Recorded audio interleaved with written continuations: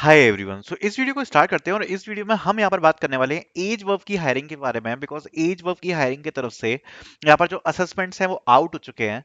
So start करते हैं, सारी डिटेल्स को हम शेयर करेंगे। सो आज काफ़ी सारे बच्चों को यहाँ पर जो असेसमेंट्स हैं वो आ गए हैं। ये हायरिंग मैंने ऑलरेडी प्रीवियसली पोस्ट करी हुई है काफ़ी बार, एंड अभी फाइनली इसका जो असेसमेंट है वो कल यहाँ पर होने वाला है। कुछ चेंजेस हैं तो वो चेंजेस भी मैं आपके साथ डिस्कस करूंगा। So let's start. देखो, सबसे पहले तो यहाँ पर काफी बच्चों के कुछ काफी सारे डाउट्स हैं हायरिंग को लेकर। कुछ पैटर्न में भी चेंजेस हुए हैं, तो सारी चीजों के बारे में बात करेंगे। सबसे पहले देखो, एज व बच्चे समझ नहीं पा रहे कि ये है क्या। ठीक है, तो देखो स्टार्ट करते हैं यहाँ से। एज वर्ब क्या है, आप ये मान लो एक इन्फोसिस इन्फोसिस कंपनी है। ठीक है, अब इन्फोसिस कंपनी में मल्टीपल ऑपरेशंस के लिए डिफरेंट डिफरेंट डिपार्टमेंट बनाए हुए हैं। अब एक कंपनी है एज वर्ब जिसको एक्वायर किया हुआ है इन्फोसिस ने, ठीक है, जो कि फिनिकल डिपार्टमेंट में वर्क करती है। अब होता क्या है, आप इसको बोल सकते हो इन्फोसिस फिनिकल, या फिर आप बोल सकते हो एज वर्ब। ये सेम ही बात है, चाहे आप इसको इन्फोसिस फिनिकल बोलो चाहे आप एज वर्ब बोलो, बिल्कुल सेम चीज है। ठीक है, सो अब इसमें है क्या, ये बात आपको समझ में आ गई। इसमें ये लोग मल्टीपल रोल्स ऑफर करते हैं, एंड मेजरली जो कंपनी है ना, ये सेमी प्रोडक्ट बेस्ड कंपनी में आती है। सेमी प्रोडक्ट बेस्ड तो आप ना इसको बोल सकते हो कि ये प्रॉपर सर्विस बेस्ड कंपनी है, ना आप बोल सकते हो इसको ये प्रोडक्ट बेस्ड कंपनी है। बट जो सर्विस बेस्ड कंपनी होती हैं उनसे ये वाली जो कंपनी है ये बेटर है। ठीक है, उसके बाद जैसे मैंने बताया, इसके क्या है ना, मल्टीपल प्रोडक्ट्स हैं, मल्टीपल सर्विसेज ये ऑफर करती है, जिसमें जो आपकी हायरिंग होने वाली है वो है सिस्टम्स इंजीनियर ईवी में। अब अगर सिस्टम्स इंजीनियर ईवी इस जॉब रोल के बारे में हम बात करें तो ये बेसिकली क्या होगा, ये आपका रिलेटेड होता है, related to the software development. Okay, plus इसमें आपका एक रोल और होगा, वो रहेगा आपका सिस्टम एडमिनिस्ट्रेशन। तो जनरली इन दोनों के अंडर पे आता है। अब ये कितना पे पैकेज ऑफर करते हैं, देखो जनरली जो इनका सॉफ्टवेयर डेवलपर वाली जॉब है या सॉफ्टवेयर इंजीनियर वाली जॉब है, उसमें तो ये लोग 8 लाख रुपए इनिशियल जो पे पैकेज है वो इतना ऑफर करते हैं। बट ये जो सिस्टम इंजीनियर वाली प्रोफाइल है, ये एक पोजीशन कम होती है उससे। जनरली 4.5 एलपीए के आसपास इसमें आपको जो सैलरी है वो आपको इसमें मिल जाती है। ठीक है, अब इसका जो प्रोसेस है वो भी सिंपल है, ज़्यादा डिफिकल्ट नहीं है, क्योंकि सॉफ्टवेयर इंजीनियर वाली जो अपॉर्चुनिटी है ना उसमें मल्टीपल स्टेजेस हैं। इसका जो प्रोसेस है वो सिंपल है। देखो यहाँ पर आपको हो सकता है उसको आपको काफी जगह पे सॉफ्टवेयर इंजीनियर वाला प्रोसेस मिलेगा देखने को, बट वो वाला जो प्रोसेस है वो सॉफ्टवेयर इंजीनियर प्रोफाइल के लिए है। जो सिस्टम्स इंजीनियर वाली प्रोफाइल है इसके लिए जो प्रोसेस है वो सिंपल है। आपके दो कोडिंग क्वेश्चंस आपके पूछे जाएंगे।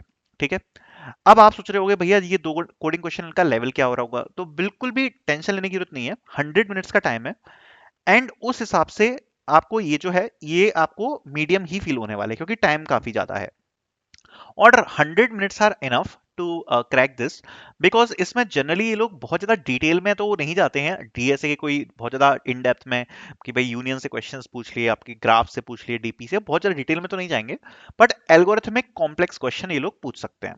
ठीक है, बट ओवरऑल जो टाइमिंग है उस हिसाब से अगर आपको डीएसए आता है तो सही रहेगा। बाकी इनने जो प्लेटफॉर्म यूज कर रखा है वो वीसीपी, वेरी स्ट्रिक्ट प्लेटफॉर्म। अगर आप थोड़ा भी कोशिश करते हो ना, उनको ऐसा लगा कि भाई इसमें कुछ भी गड़बड़ है, भले इवन आपने करी भी नहीं हो, तो वो लोग रिजेक्ट कर देते हैं। One of the most strict platform आप बोल सकते हो इसको। सो इस वजह से थोड़ा सा एक्स्ट्रा कॉशियस होकर रखना। इवन अगर आपकी नजरें भी थोड़ी बहुत ज्यादा हिल जाती है ना, आप बार बार अगर नीचे देख रहे हो या कुछ, तो प्रॉब्लम हो सकती है। सो मैं आपको सजेस्ट करूंगा कि भाई बिल्कुल ही 100 मिनट जो भी है अपना, बिल्कुल स्ट्रिक्ट मोड में आप इस टेस्ट को दे रहा। ठीक है, दूसरी बात यहाँ पर जो पैटर्न है उसके बारे में जरा बात कर लेते हैं। क्या हो गया ये, ओके, जो भी है, ओके, एक बार इसके पैटर्न के बारे में बात कर लेते हैं। तो देखो, अगर पैटर्न के बारे में बात करें तो जैसे उसमें बताया गया है कि दो कोडिंग क्वेश्चन आपसे पूछे जाएंगे। जनरली दो पार्ट्स में डिवाइड होते हैं, एरे और स्ट्रिंग्स रिलेटेड वगैरह एक क्वेश्चन आता है। एक क्वेश्चन आपका आता है मतलब इन्हीं टॉपिक से होगा, बट एल्गोरिथमिक कॉम्प्लेक्स होता है। अब इसका जो कट ऑफ है ना वो काफी इंपॉर्टेंट चीज है। जब आपके ये दो कोडिंग क्वेश्चंस पूछे जा रहे हैं तो आपको ये सोच के चलना है कि आपको ये दोनों क्वेश्चन क्लियर करने हैं, तभी शायद आपको जो नेक्स्ट राउंड है वो आ पाएगा।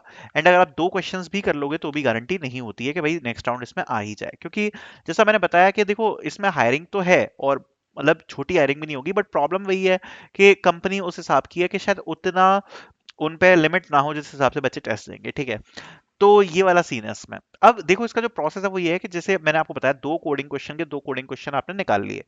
उसके बाद क्या है, ये काफी सिंप्लीफाइड प्रोसेस है। आपके दो इंटरव्यू शेड्यूल किए जाएंगे, एक टेक्निकल होगा एंड एक एचआर होगा। मोस्ट प्रोबेबली आपको इन्फोसिस के ऑफिस के अंदर देखने को मिलेंगे, मोस्ट प्रोबेबली, क्योंकि प्रीवियसली इनने जो कंडक्ट कराए हैं वो इन पर्सन कराए हैं, ठीक है। तो अगर आपका कल टेस्ट है तो सीरियसली लो, अच्छे से दो, एंड अपना बेस्ट ट्राई करना, बिकॉज कंपनी काफी अच्छी है एंड अपॉर्चुनिटी भी काफी ज्यादा अच्छी है। So all the best for your test, okay, and thank you so much for watching this video.